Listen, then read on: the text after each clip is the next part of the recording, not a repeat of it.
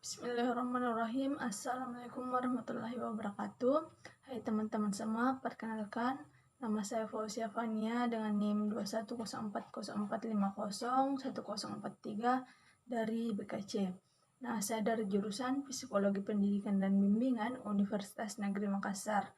Nah, pada video kali ini saya akan menjelaskan mengenai perilaku empati dan bagaimana cara menumbuhkan perilaku empati itu.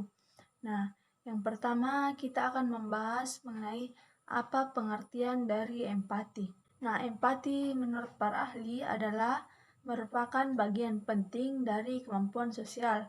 Nah, empati juga merupakan salah satu dari unsur-unsur kecerdasan sosial. Empati terperinci dan terhubung erat dengan komponen-komponen yang lainnya seperti empati dasar, penyelarasan, ketepatan empatik, dan pengertian sosial.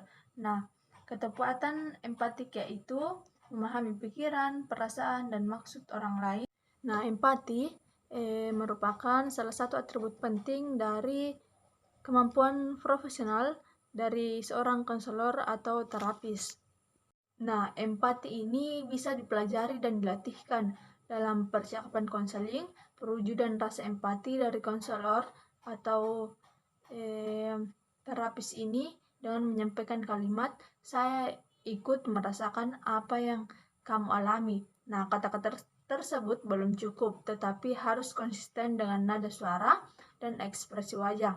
Jika mengungkapkan perasaan sedih, maka harus pula disertakan dengan nada suara yang lembut, dan jika mengungkapkan kata yang bahagia atau mengungkapkan kata semangat, kita harus berusaha untuk menenangkan klien ini. Dan dalam sebuah percakapan atau saat mendengar, kita menganggukkan kepala sekali dalam 4 menit. Nah, selanjutnya itu ada aspek-aspek empati. Nah, dalam aspek-aspek empati ini ada 4 macam. Yang pertama itu ada pengambilan perspektif dari sudut pandang orang lain. Bagaimana individu memandang segala sesuatu dari sudut pandangnya dan perasaan orang lain. Yang kedua itu ada fantasi, yaitu bagaimana individu ini terhanyut dalam perasaan-perasaan yang ada di novel atau di film. Bagaimana ia merasakan apa yang ia rasakan atau apa yang ia alami. Yang ketiga itu ada empathic concern atau rasa kepedulian individu terhadap orang lain yang ada di lingkungan sekitarnya. Dan yang terakhir itu ada distress pribadi. Artinya perasaan cemas ketika ada keretakan hubungan dalam pertemanan atau persahabatan. Misalnya dalam hubungan persahabatannya ini ia memiliki kerenggangan sedikit, ia akan mengalami kecemasan. Nah, yang selanjutnya itu tadi aspek-aspek perilaku empati. Yang selanjutnya ada komponen-komponen dalam perilaku empati. Nah, komponen-komponen dari perilaku empati ini ada 4 macam. Yang pertama itu ada komponen kognitif. Nah, komponen kognitif adalah komponen yang menimbulkan pemahaman bagaimana perasaan orang lain, komponen yang bertugas untuk mengerti cara berpikir orang lain sehingga menimbulkan perasaan empati. Nah, yang kedua itu ada komponen afektif. Nah, komponen afektif ini melihat empati sebagai pengamatan emosional yang merespon adanya efektif lain yang muncul. Tingkat empati efektif ini berbeda-beda. Ada beberapa individu yang akurasinya baik, maksudnya adalah individu yang tersebut bisa merasakannya dengan baik bagaimana perasaan orang lain, dan sebagian ada yang akurasinya kurang baik atau individu tersebut kurang bisa merasakan apa yang dirasakan oleh orang lain. Nah, yang ketiga itu ada komponen afektif dan kognisi. Nah, komponen ini adalah komponen gabungan dari komponen afektif dan komponen kognitif. Nah, beberapa ahli sepakat bahwa kedua komponen ini tidak dapat dipisahkan karena saling berhubungan. Ketika individu memahami perasaan orang lain, maka ada perasaan emosional yang muncul atau ia rasakan, yang menyebabkan ia akan melakukan sebuah tindakan empati kepada orang lain. Nah, yang terakhir itu ada komponen komunikatif. Nah, komponen ini muncul karena adanya hubungan antara komponen afektif dan komponen kognitif. Komponen ini sangat penting karena adanya komunikasi, maka individu dapat mengeksplorasi pikiran-pikiran dan perasaannya kepada orang lain sehingga menimbulkan rasa empati. Ia mulai menceritakan apa masalahnya dan mulai terbuka kepada konselor. Nah, yang selanjutnya itu kita akan membahas mengenai bagaimana cara menumbuhkan sikap empati ini.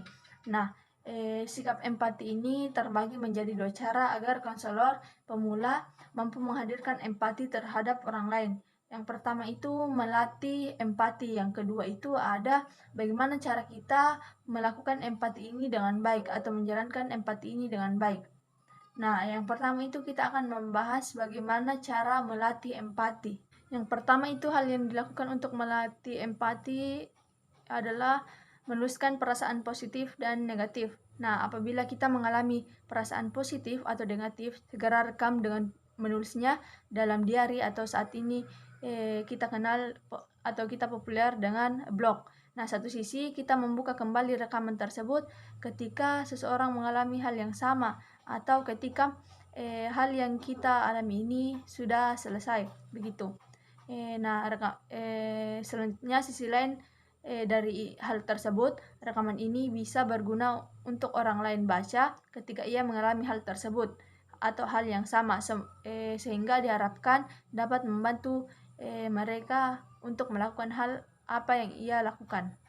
Nah, yang kedua itu ada mendengar curhat. Nah, biasakan mendengar curhat dari orang lain sampai selesai dan penuh perhatian. Nah, semakin banyak mendengar cerita, masalah, dan perasaan dengan orang lain, maka perasaan kita akan semakin kaya. Akhirnya, kita bisa semakin mengetahui cara memahami masalah dan perasaan orang lain.